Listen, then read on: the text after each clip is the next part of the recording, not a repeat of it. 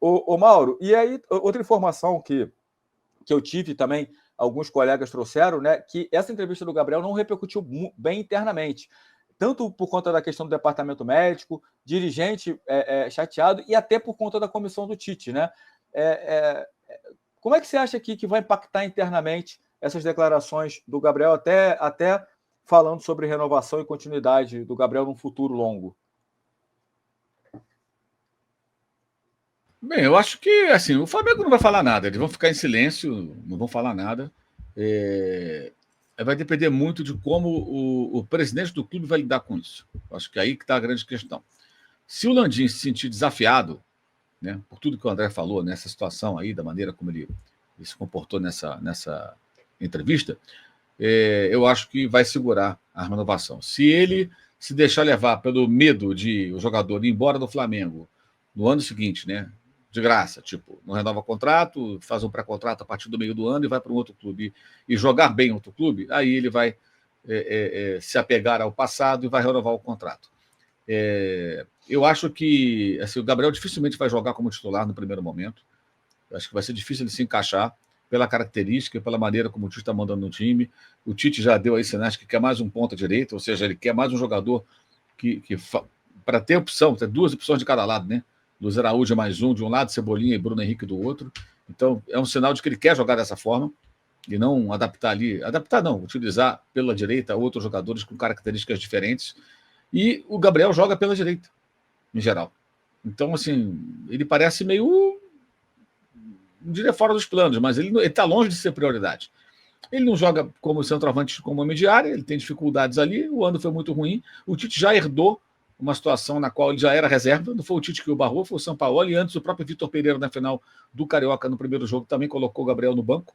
Então ele ficou aí o ano inteiro convivendo com o banco, entrando e saindo do time. Então acho que vai ser difícil ele jogar no primeiro momento.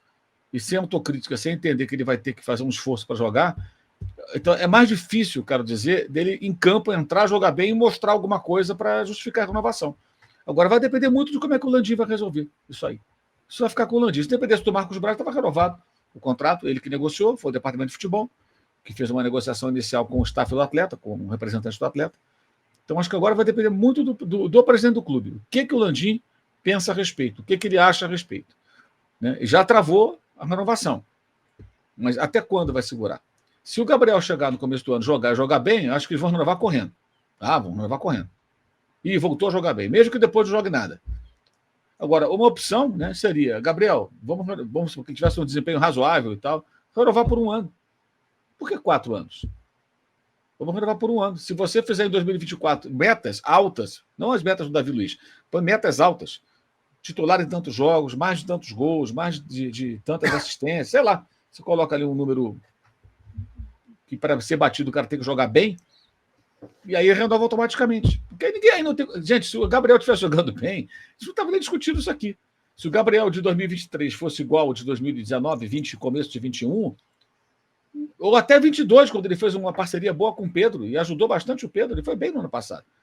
Ele teve bons jogos. Se ele estiver jogando bem, ele estava renovando o contrato, ninguém estava discutindo. A queda foi muito acentuada nesse ano. E aí entram outras questões, na minha visão. Eu acho o seguinte: a vida pessoal, o cara faz o que quer, é problema dele. Mas quando a vida pessoal interfere na vida profissional do atleta, ela passa a ser algo que a gente não pode ignorar.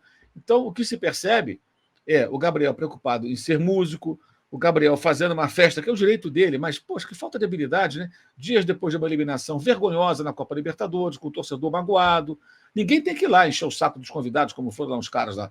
Isso não, mas o torcedor fala, pô, peraí, sabe, um pouquinho de habilidade, né? E tinha uma data FIFA logo depois, podia fazer na data FIFA a tal festa dele. Então você percebe que outras coisas estão afetando.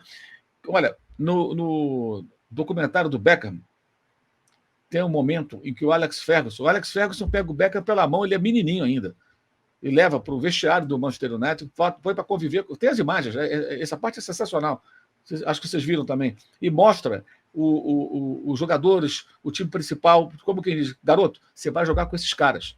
Ele preparou o garoto, pegou no berço, e o Beckham virou um grande jogador, sem dúvida alguma.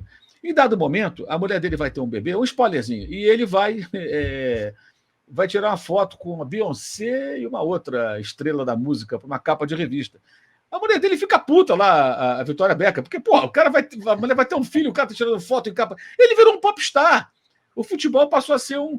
Como o documentário é muito de viés pró-Beckham, isso não é criticado, mas as informações estão ali. Só você pensar um pouco, cara, esse cara, futebol para ele virou uma coisa secundária. Ele adorava aquela coisa daquela vida de popstar e curte, até hoje. E é casado com uma popstar, mas em dado momento, o que acontece? Ele negocia o Beckham com o Real Madrid. Antes quase o Barcelona, depois acontece fechar com o Real Madrid. E é claro que o Ferguson, que é um treinador ainda até com uma mentalidade mais do passado, que é um cara mais antigo, né? Claro. Ele pensa, jogador meu, se não estiver totalmente concentrado com o futebol, não vai funcionar. Não dá para ser jogador e ser popstar. E aí o que acontece? Ele negocia o cara. E eu acho que isso de fato existe. Os tempos mudaram, é possível que o jogador tenha até esse viés ativo na rede social, se relaciona com outros famosos de outras áreas, mas até que ponto isso atrapalha ou não? Quem convive lá dentro tem que perceber, ver o dia a dia do cara, a sua concentração, a sua dedicação, em que nível está. Então, não sei até que ponto isso também o atrapalha.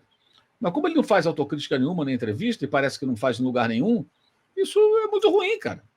Porque ele vai ficar ali achando que está tudo bem. Não está bem. Será que o desempenho desse ano é só por conta dessa dor? Ou será que a cabeça também não está tão voltada ao futebol como deveria? Porque o futebol, o esporte em alto nível, exige uma dedicação total, cara. Não dá para ser mais ou menos. Não dá para ser mais ou menos. E o cara que vai te marcar, no caso ele é um atacante, cara, esse cara, ele pensa, domingo eu vou jogar contra o Flamengo.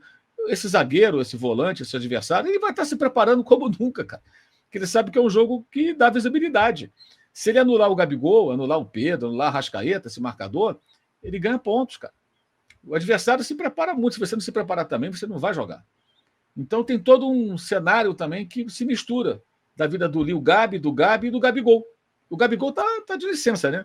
Ele não apareceu esse ano. Apareceu o Gabriel, o Gabi e o Lil Gabi. O Gabigol, eu não vi o Gabigol esse ano. Ele não apareceu. Ele está sumido desde o gol de Guayaquil.